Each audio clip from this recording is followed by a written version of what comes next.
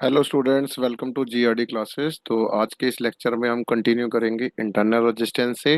तो इसमें हमारा टॉपिक रहेगा derive the condition for obtaining maximum current through an external resistance connected across a series combination of sales.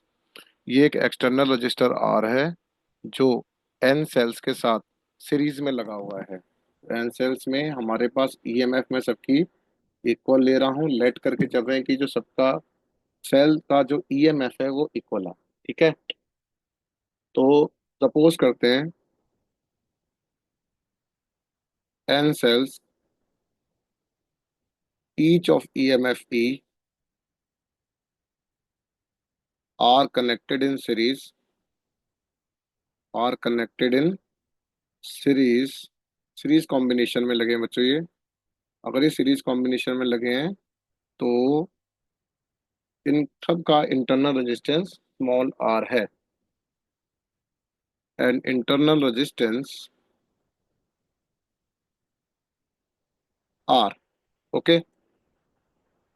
Okay. अच्छा, अब क्या होगा अगर ये एन सेल सीरीज में लगे हैं तो टोटल ईएमएफ कितनी होगी। तो टोटल ईएमएफ जो होगी इन सीरीज, अब आपको पता है सीरीज में और जो वोल्टेज होती है वो डिफरेंट होती है, तो ये एन बार मल्टीप्लाई हो जाएगा ई के। क्लियर।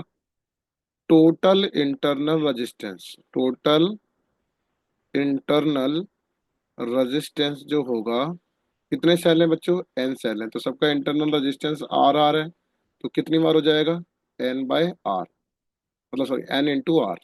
ठीक है ना। तो ये जो n इंटू आर बना है, ये बेसिकली कैसे बना है, r plus r plus n times r, इस करके ये एन आर लिखा गया है। अब ये एक्सटर्नल रेजिस्टेंस जो जिसका रेजिस्टेंस आर है, ये सारे सेल्स के साथ सीरीज में है। तो टोटल रेजिस्टेंस निकाल लेते हैं। तो टोटल रेजिस्टेंस जो बनेगी वो एन आर प्लस आर हो जाएगा। क्लियर। तो अब हमारे पास करंट कितनी बनेगी, तो हम करेंगे करंट जो होगी वो बच्चों आई होगी, वो E net by total resistance हो जाएगा। अब हमारे पास ई नेट एन टाइम्स ई है, और जो टोटल रेजिस्टेंस आया है वो एन आर प्लस कैपिटल आ रहा है। तो ये मेरे पास आ गई करंट की amount, that is n E divided by n r plus r. अब कंडीशन क्या कह रहा है, हमें कह रहा है कि मैक्सिमम करंट बताओ। अब मैक्सिमम करंट बताना है हमें। अब मैक्सिमम करंट के दो केसेस बन जाएंगे, केस वन, और यहाँ हम करते हैं बच्चों केस नंबर टू। अच्छा, तो स्टार्ट करते हैं केस वन से। केस वन में कह रहा है अगर मान लिया जाए एक्सटर्नल रेजिस्टेंस जो है इसका अमाउंट टोटल एन सेल के इंटरनल रेजिस्टेंस से ज्यादा हो जाता है, तो हम क्या करेंगे, एन आर को नेग्लेक्ट कर देंगे। अच्छा, तो हमारे पास जो करंट बनेगी वो n into E M F divided by capital R बन जाएगा। ओके। अगर मैं इस केस नंबर टू में एन सेल्स का जो इंटरनल रेजिस्टेंस है वो ग्रेटर देन आर कर देता हूं, तो आर को मैं क्या कर दूंगा, नेग्लेक्ट कर दूंगा। तो इस बार जो करंट बनेगी वो n into E divided by n into r, which is equal to E by r. तो आई की वैल्यू जो आती है वो E by internal resistance r आता है, जो सिंगल सेल की बराबर है। तो ये जो करंट मिली है, ये जो करंट है कितनी है, given by a single cell. Okay. और ये जो करंट मिली है केस नंबर वन में, वो एन टाइम्स है, मल्टीप्लाई बाय आ रहा है कितना, ई बाय आर। तो ये करंट जो हो जाएगी मेरी मैक्सिमम हो जाएगी। कितनी हो जाएगी, तो मैक्सिमम हो जाएगी। तो मैक्सिमम करंट की कंडीशन क्या है कि एक्सटर्नल रेजिस्टेंस जो होना चाहिए वो मच हाइयर होना चाहिए टोटल इंटरनल रेजिस्टेंस से। यहाँ पे एक लाइन लिख लेते हैं, so external resistance is much higher than the total internal resistance. I hope आपको ये क्लियर होता है। तो तभी मैक्सिमम करंट बनता है, that is I max equals to n times E by r. Formula clear होता है। ये था हमारा सीरीज कॉम्बिनेशन।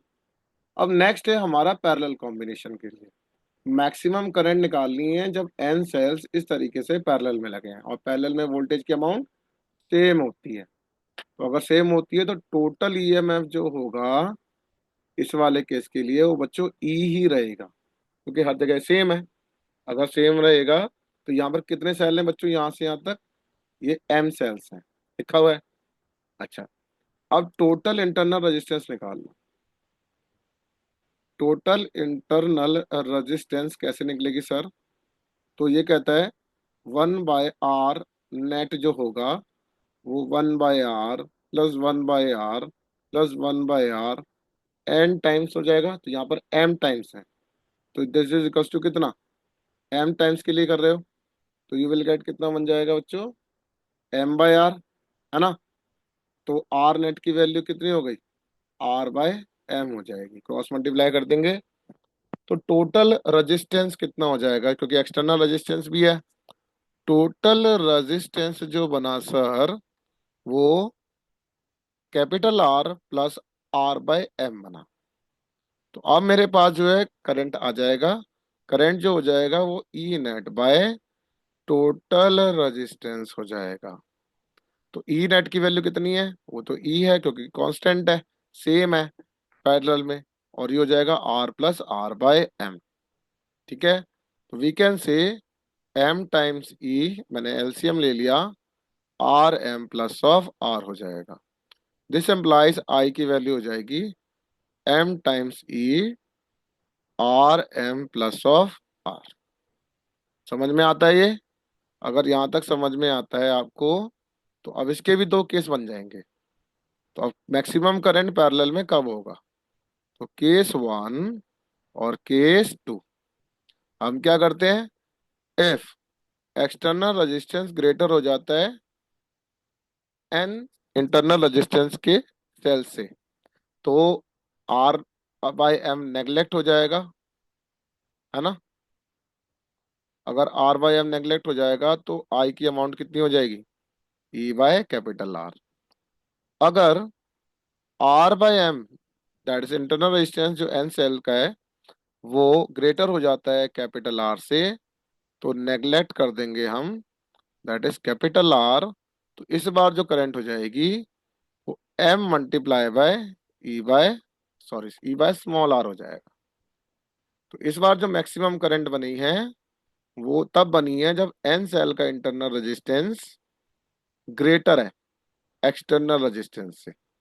तो इस तरीके की ये दोनों डेरिवेशन से बेस्ड आपसे एमसीक्यू पूछा जा सकता है और क्वेश्चन भी और डेरिवेशन तीनों आ सकता है। तो रिक्वेस्ट है इसको ढंग से 3 से 4 बार प्रैक्टिस करें। Thank you very much.